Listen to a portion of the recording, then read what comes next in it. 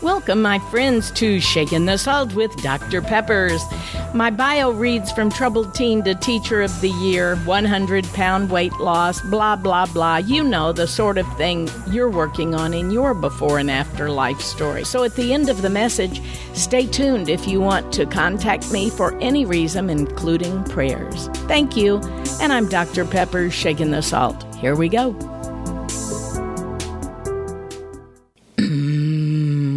What's that smell? Oh, for the first time in our lives, my husband and I have about 7 or 8 banana trees in our side yard. And we could not believe all of the bananas it produced. Each one just bore 50, 100, and we were giving bananas away. We were leaving them at the radio. We were even taking them to people we had met at the grocery store.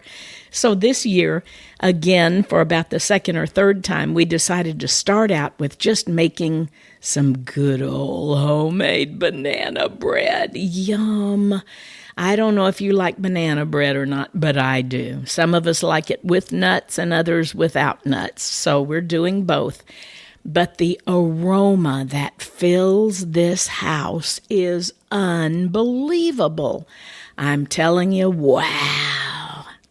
Now, the opposite of this is when you go in your closet, maybe where you keep your hamper or dirty clothes, or if you open the refrigerator and somebody has left something in there, you will clean out the entire contents of that refrigerator if you can't find what that is.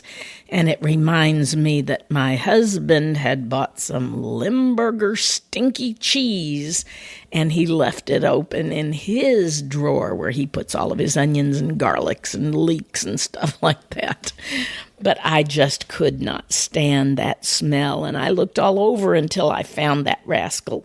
I know that we don't use this as our major sense. As a matter of fact, my cousin and my cousin's dad both were born without a sense of smell. So when we try to describe to them what things smell like or taste like, I'm not sure they really get the full enjoyment of it that most of us do.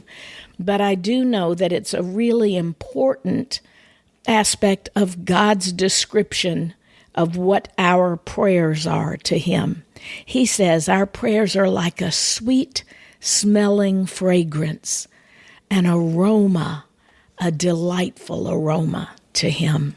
There are other more obscure references in Scripture to the smells or the aromas, and one is in Leviticus, where this nasty type of offering, which to me would just be horrible because it was dealing with everything from, like the entrails. Ugh, you know what entrails are, and its legs. And the priest, though, shall burn it all on the altar as a burnt sacrifice, an offering made by fire, a sweet aroma to the Lord. See, back then, the sacrifice of Jesus Christ on the cross hadn't been made, and this was the way that they atoned and paid the debt for sin back then. Also in Ephesians it says, walk in love as Christ also has loved us and given Himself for us, an offering and a sacrifice to God for a sweet-smelling aroma. That's Ephesians 5. I like the scripture in Philippians 4:18, where Paul, who was very devastated from several things that had happened to him physically, said that indeed I have all and I abound. I am full, having received from Epaphroditus the things sent from you. Now he's talking to the people who had sent him something while he was being jailed and held hostage, but he said to me, those were a sweet-smelling aroma, an acceptable sacrifice, well-pleasing. So if our prayers that go up to God are a sweet-smelling sacrifice, also the deeds that we do for others. That's what Paul was talking about. Because you have blessed me, he said to some that had sent him some things and brought his perhaps cloak or other items to him. To God, that was a great honor that was done. Now, even though God saw that as a sweet-smelling fragrance, that isn't the way we earn points with God. It isn't earning our salvation for sure. But it is a way to show that we truly believe and practice what we preach by giving God all of the glory when we get something, or by truly living out what He tells us to do. When He tells us we are to help one another when we're going through hard times. He says, don't just say it. Don't just say, oh, I'm sorry you're cold. Be warm. I hope you find a good coat. Go stand by a fire somewhere. We aren't to do that. We are to help them find warmth, to find a coat, to help out with just a few dollars if we can. If somebody's hungry, aren't you going to feed them? And there's a scripture that Jesus talks about that says, when I was hungry, you fed me. When I was thirsty, you gave me drink.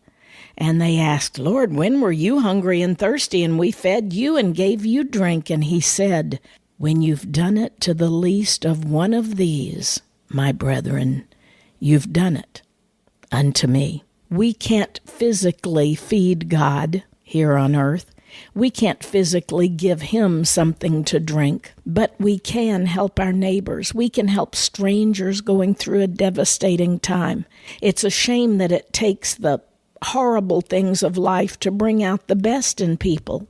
But isn't it the truth that when we went through the days of 9/11 back in 2001, people joined together more and people were more amiable and people gave to people more?